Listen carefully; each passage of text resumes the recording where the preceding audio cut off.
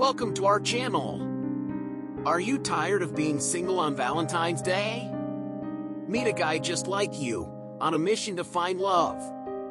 But little does he know, his quest for romance will take a shocking turn. Watch now to find out what happens and if his love story has a happy ending. Adult dating is a nightmare. The only way to meet new people is on the internet or at a bar, and I'm not comfortable starting a relationship with someone I met in either of those situations. At 28 years old, with no romantic interest in any of my single friends or coworkers, I assumed I was going to stay single for the rest of my life. But then I ran into her. I was going home from my favorite local comic book store, my nose buried in my latest purchase, when I came face to face with the woman of my dreams. Her piercing blue eyes crinkled slightly at the corners as she smiled at my clumsy apology. She quickly looked down at the ground and tucked a piece of her dark brown hair behind her ear before returning my contact and reaching out her hand. "My name is Amanda," she said as I shook her hand. She was stunning, and I was hooked. Introductions led into small talk, and small talk turned into conversation, and before I knew it, my watch showed me that we had been talking for 2 hours on the grass next to the sidewalk. I apologized for having to go, then cautiously asked Amanda if she wanted to meet me for dinner the next night. She accepted, and we settled on a time and location for our date. I was overjoyed for the rest of the night as well as the next day. My anxieties began to boil on the drive to the fancy Italian restaurant we had picked on. I then realized we hadn't even exchanged phone numbers. What if she was being nice and had no intention of attending? What if she was involved in an accident or her car broke down and she couldn't get there? As I began to sweat and my heart began to race, a million thoughts rushed through my mind. When I stepped through the restaurant's doors, my stomach was in knots. But the terrible sensations vanished as soon as I saw her standing in the corner wearing a purple outfit that complemented her thin shape nicely.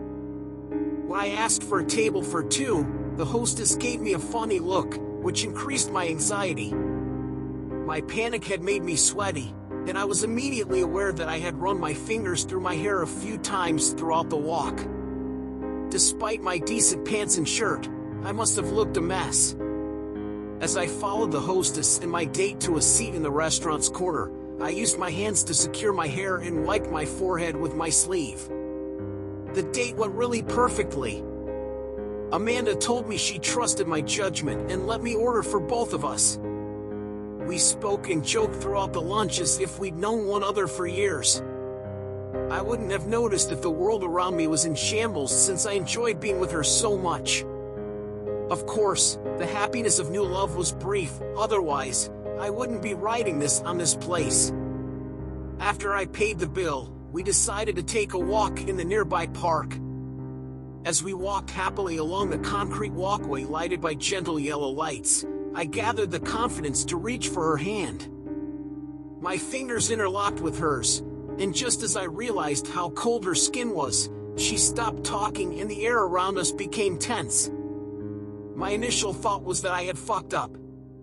I looked at her, immediately wondering if she was okay. She changed. Her skin was bluish-gray, with severe purple bruising around her throat. I could see her teeth through her cheek because the left part of her face had rotted away. Her sparkling blue eyes were now coated with a milky film, and they looked at me with such hatred that even the strongest soldier would have fled. I choked on a gasp and attempted to pull away, but she tightened her grip on my hand, limiting my movement to the length of our combined arms. While trying to break free from her grip, my fingers throbbed and the muscles in my hand and wrist began to burn. Her fingers had decomposed to the point that I could see tendons and bone, yet they were still powerful. Inhumanly powerful. My screams for help echoed off the woods nearby. I pulled with all my power, but Amanda refused to let go. She just stood there in her ripped gown, staring at me as if I were the worst form of trash. My heart was pounding so fast from my chest to the top of my head that I could feel it. Tears poured down my heated cheeks. I stopped screaming. Even if my hard breathing allowed the effort, I was aware that no one could hear me.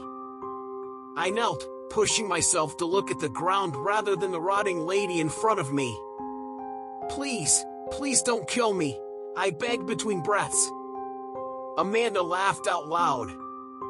The melodic laugh that had charmed me before had been replaced with a deep, scary cackle that made me tremble. When she stopped, she knelt down so that we were face to face. She bent her head, the bones in her neck breaking and popping as she did so, and frowned. You know, I said the same thing. It didn't help me at all. She touched my cheek with the hand that wasn't on the point of breaking mine, leaving a sticky trail of rotten blood behind as her flesh tore on contact. The gentle touch ended as she reached the base of my jaw, and she placed her fingers around my throat. She forced me to my back and straddled me with her other hand on my throat. I screamed and struggled, alternating between attempting to push her off of me and attempting to get her hands away from me. My vision became cloudy, and the image of her horrific complexion faded.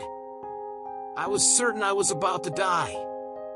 She screamed and lowered her face till it was only inches from mine right before I passed out. I closed my eyes tightly and put my hands over my ears to attempt to block out the piercing screaming. After a little period, I noticed the pressure around my throat had vanished and I could breathe normally again. As Amanda's shouts faded into echoes, I rolled onto my side, choking and rubbing my throat. She was gone. I lay down for a few minutes until my breathing and pulse rate returned to normal, then went back to where I had left my car at the restaurant and drove home. The bruising around my neck took a few days to heal, but there was no permanent harm done. I thanked my blessings and haven't gone on a date since.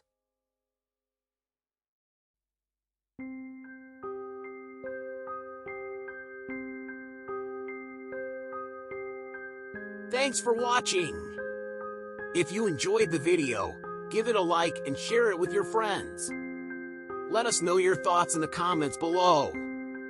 Don't forget to follow us on our social media accounts, where you can share your own creepy stories with us and let us know what kind of stories you want to see in the future.